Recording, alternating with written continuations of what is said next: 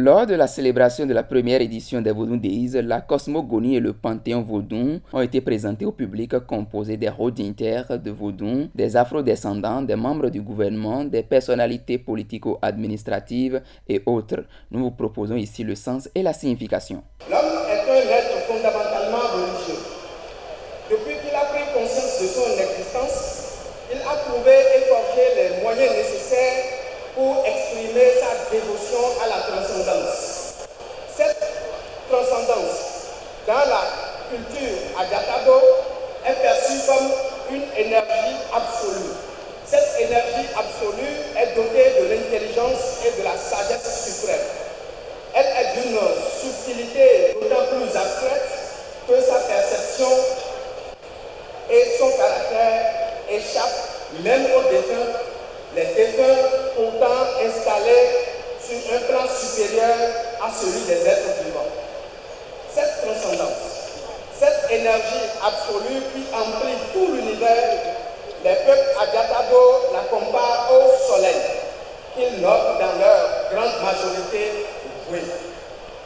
L'énergie absolue est dotée d'une ardente vibration dont les êtres de basse fréquence vibratoire ne peuvent supporter l'intensité.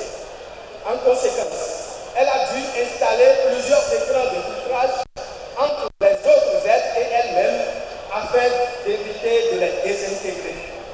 Et pour les peuples Adjatado, comme cette énergie a tout créé alors que rien ne l'a créé, comme elle connaît demain ainsi que tous les instants passés des futurs, elle est alors l'unique maître du ciel et de la terre, c'est-à-dire ce que les Numba nomment l'ordre.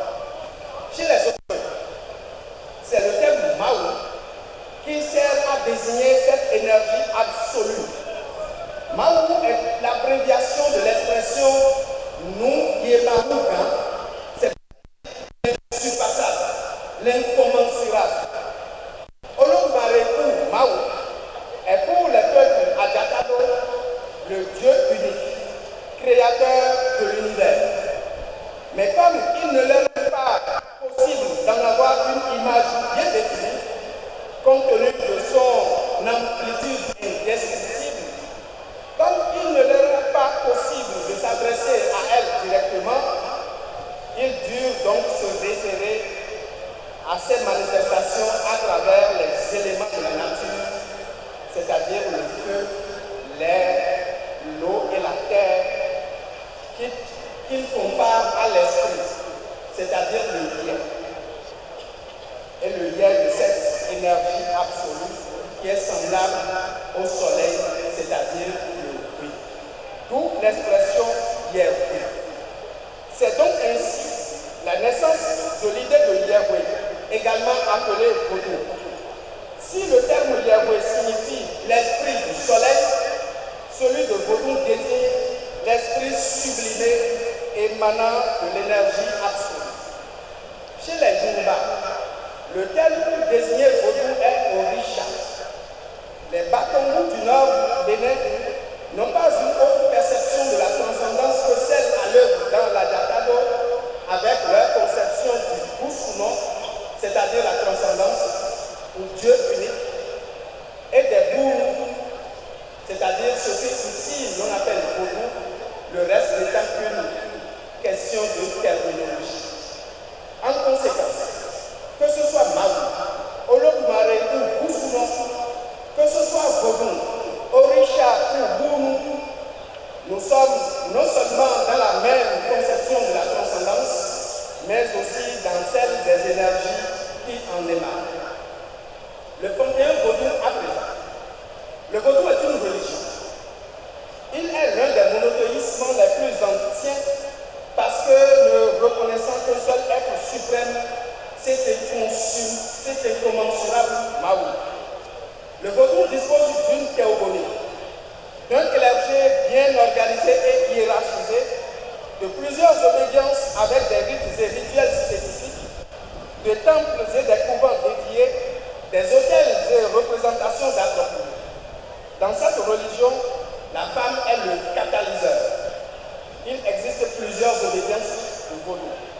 Nous avons les Vodou cardinaux,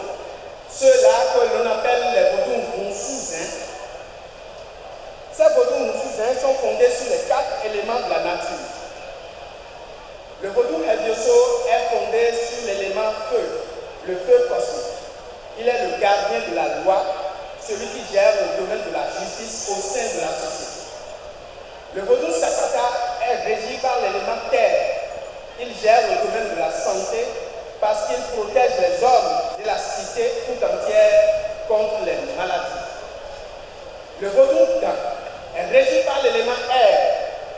Et en reliant le haut et le bas, il gère le vaste domaine des finances et de l'économie. Il est en conséquence le garant de la fortune et de la prospérité. L'élément eau renvoie au vaudou Torosu. C'est le vaudou qui gère le domaine du mémorial par l'érection d'une stèle, c'est-à-dire un monument pour les vies trop tôt brisées, c'est-à-dire les avortons ou les morts-nés, de même que pour les ancêtres béatifiés et sanctifiés. Le principe de ce vaudou est fondé sur le refus de la mort comme étant un achèvement, de même que sur la nécessité d'ériger un monument pour ceux-là qui ont utilement vécu pour leur communauté.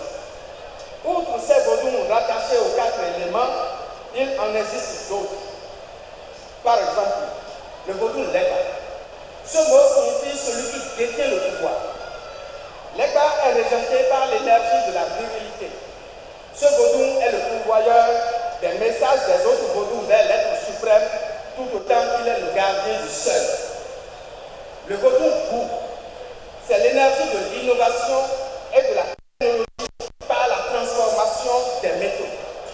En définitive, mesdames et messieurs, le vaudou est une supercenture, un humanisme total, constituant ainsi l'identité remarquable des peuples vivant dans le